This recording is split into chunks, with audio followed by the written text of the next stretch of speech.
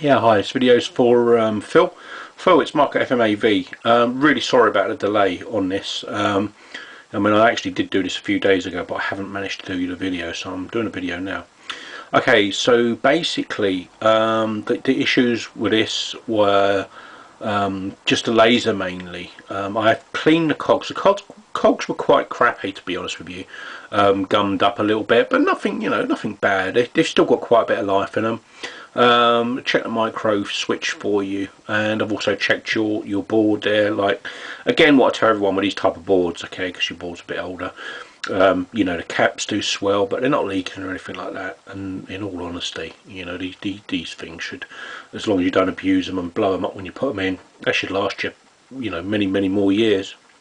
But I've put a new laser in there for you. I'll just powder it up.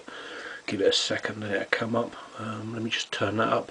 I don't know whether you're going to be able to hear this because I have actually got an issue with my headphones. I'm using the headphones. But if you listen carefully, you can hear that going.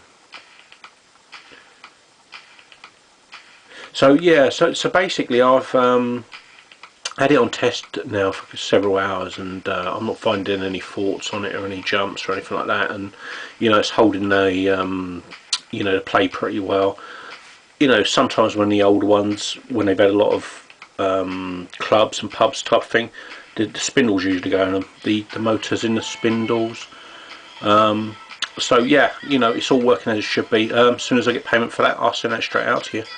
So thank you ever so much, and I really do appreciate your business. And you have a great Christmas and Happy New Year. And yeah, stay away from that COVID stuff, as the government keep putting out all these fear mongering and stuff. But hey, it's the way we're living at the moment.